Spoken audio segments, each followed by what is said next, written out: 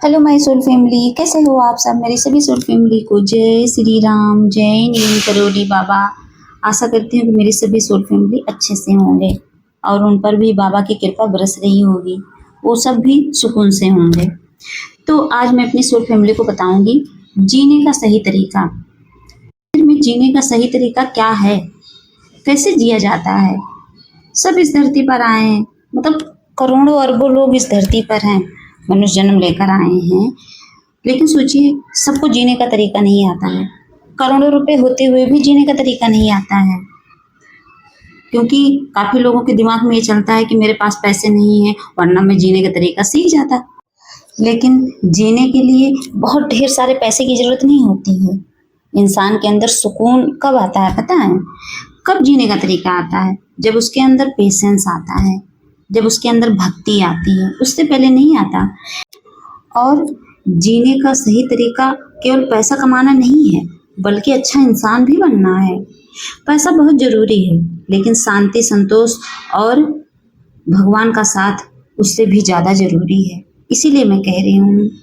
आप सोचते हो कि पैसा नहीं है तो कुछ नहीं है, मैं मानती हूँ। मैं सच में सबसे ऊपर पैसे को रखती हूँ। मुझे पता है बिना पैसे के ये जो मैं माइक से बोल रही हूँ ये भी ना ले पाती, जिस फोन से मैं रिकॉर्ड कर रही हूँ वो भी ना कर पाती। मुझे पता है पैसे की वैल्यू।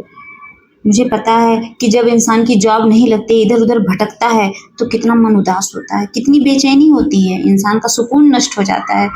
उन गरीब बच्चों से पूछिए जो हाथ फैलाकर मांगते हैं, 1 रुपए दे दो, कुछ खिला दो, दीदी भैया मुझे कुछ दे दो। मैं जब उनको देखती हूँ मांगते हुए ना, तो सच में मेरी आत्मा बहुत ज़्यादा दुखी हो जाती है। मुझे बहुत ज़्यादा कष्ट होता है कि भगवान ने कैसे सिचुएशन में उनको डाला है। सबका अपना कर्मा है, उनका भी कोई कर्मा रहा होगा जो ऐसे सिचुएशन में वो जाके पैदा हो गए, ऐसी फैमिली में जाके उनका जन्म हुआ। तो मुझे अच्छे से पता है कि पैसे की क्या वैल्यू है। पैसा बहुत ज़रूरी है हमारी लाइफ में, लेकिन उसके साथ साथ भक्ति, भगवान पर भरोसा बहुत ज़रूरी है। हर दिन सुबह उठते ही ईश्वर को धन्यवाद करें, उनको थैंक यू बोलें। जिसके पास जितना है, जो भी है, उसके लिए धन्यवाद बोलें। इससे आपके जीवन में खुशियाँ बढ़ती हैं, आपकी आत्मा को सुकून मिलता है और आपकी किस्मत चमकती है। और तो और किसी का दिल ना दुखाएं, किसी को हर्ट ना करें। गलती से भी अगर आपने किसी को हर्ट कर दिया, गलती हो गई, तो उसके लिए तुरंत सॉरी बोल दें, क्योंकि दूसरों को दिया गया दर्द किसी न किसी रूप में वापस लौटकर जरूर आता है। इसीलिए कहते हैं कर्मा का सिद्धांत इसीलिए बना है, जैसा करोगे वैसा भरोगे, जो बोओगे वही काटोगे। तो कोशिश करिए कि जाने अनजाने भी आपसे कोई ऐसी गलती ना हो जाए कि जिसका फल आपको मिले तो आप बहुत ज़्यादा दुखी हो जाओ, बहुत ज़्यादा रो। और मेहनत करें, लेकिन परिणाम जो है वो भगवान पर छोड़ दें, उसका जो रिजल्ट है ना वो ईश्वर पर छोड़ दें।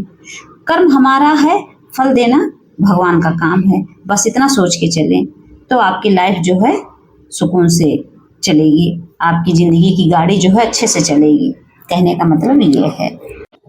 और तो और अगर आपको सच में जीने का तरीका सीखना है तो सबसे पहले क्या करना है, ज़रूरतमंदों की हेल्प करनी है, उनकी मदद करनी है। जितने भी नीडी पर्सन हैं उनकी मदद कीजिए, उनकी हेल्प करिए। अगर कोई आपसे, वही जो बच्चे बेचारे मांगते हैं, अगर वो आपके सामने मांगते हैं हाथ फैलाकर, तो सच में आपकी जेब में अगर 100 रुपए हैं तो 1 रुपए तो दे ही सकते हो ना, लेकिन मना मत करो। गरीब और बेसहारा लोगों की सेवा सबसे बड़ी पूजा मानी जाती है, सबसे बड़ा पुण्य का काम होता है। इससे सच में कोई खुश हो या ना हो, आपके घर वाले खुश हो या ना हो, लेकिन आपकी आत्मा और ईश्वर ये दोनों जरूर खुश होते हैं। आपकी आत्मा को सुकून मिलता है और ईश्वर की कृपा बरसती है।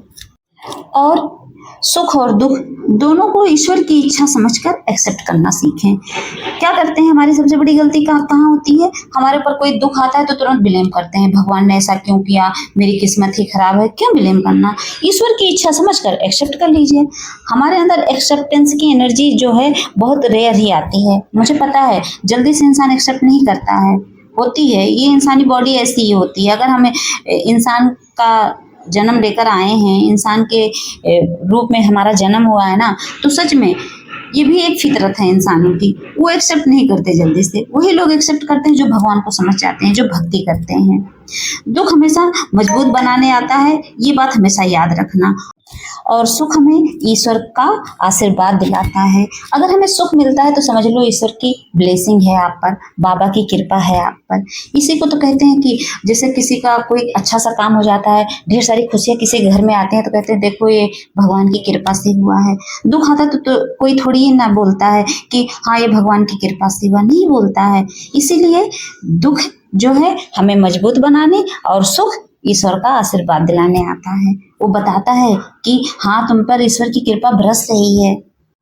इसीलिए कभी सुख आए तो घमंड मत करना, उसको ईश्वर का आशीर्वाद समझना और अपना मन भक्ति में लगाना, ईश्वर में लगाना। यही बाबा आपसे कहना चाहते हैं। नीम करोली बाबा, हनुमान बाबा कह रहे हैं कि मेरे बच्चे, अगर तुम दुखी हो तो ये मत सोचो कि तुम्हें गिराया जा रहा है, नहीं, आपको मजबूत बनाया जा रहा है। और अगर सुख है, इस समय आपकी लाइफ में खुशियां ही खुशियां हैं, तो इसका मतलब क्या है कि उनकी कृपा आप पर बरस रही है, बाबा की कृपा आप पर बरस रही है।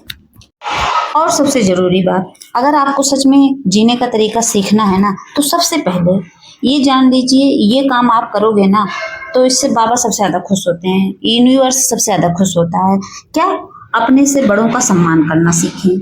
चाहे कोई गरीब हो या अमीर हो, सब आपकी नज़र में बराबर है। अगर वो बड़ा है उम्र में आपसे, एज में आपसे बड़ा है, तो सच में उसकी रिस्पेक्ट करिए, कभी उसको अपशब्द मत बोलिए। यहाँ लोग क्या करते हैं, अगर पैसे वाले हैं, अगर वो 18 साल के हैं, अगर कोई गरीब है वो 60 साल का है, तो उनको मार देते हैं, गाली दे देते हैं। ये सबसे गुनाह है, ये पाप है, महापाप में आता है। ये सच में ये महापाप की लिस्ट में आता है। लेकिन आजकल लोग क्या है, जाने अनजाने सबको उल्टा सीधा बोलते रहते हैं। नहीं, अपने से बड़ों का हमेशा सम्मान करिए।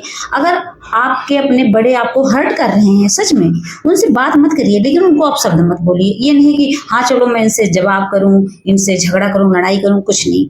आप बात मत करिए, बात बंद कर दीजिए, लेकिन उनको आप शब्द मत बोलिए, क्योंकि इससे भगवान बहुत ज्यादा रुष्ट होते हैं, नाराज होते हैं।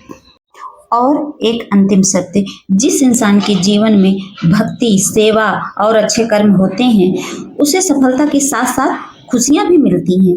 खुशियां उसके पीछे पीछे भागती हैं, क्योंकि उसको पता है, खुशियों को पता है कि इसके पीछे तो, इसके साथ तो भगवान चल रहे हैं। क्योंकि कहते नहीं, भक्त अगर आगे चलता है तो पीछे साए की तरह ईश्वर साथ चलते हैं। तो खुशियां अपने आप समझ लो ईश्वर के कदमों में रहेंगी। जहाँ ईश्वर रहते हैं, खुशियां उनके कदमों में रहती हैं। तो कैसे आप सोच सकते हो खुशियां आपसे दूर हैं? आपको दुख मिल रहा है? दुख नहीं मिल रहा है, आपको मजबूत बनाया जा रहा है। इसीलिए जो जो मैंने बताया, बाबा का, यूनिवर्स का आदेश समझकर, उनकी आज्ञा समझकर उसको फॉलो करिए, उसका पालन करिए। इससे क्या होगा, इससे आपका जो जीवन है सही तरीके से चलने लगेगा। यही जीने का तरीका है। क्योंकि जिसके जीवन में भक्ति नहीं है, भगवान नहीं है, उसका जीवन व्यर्थ है। जय श्री राम, जय नीम करोली बाबा।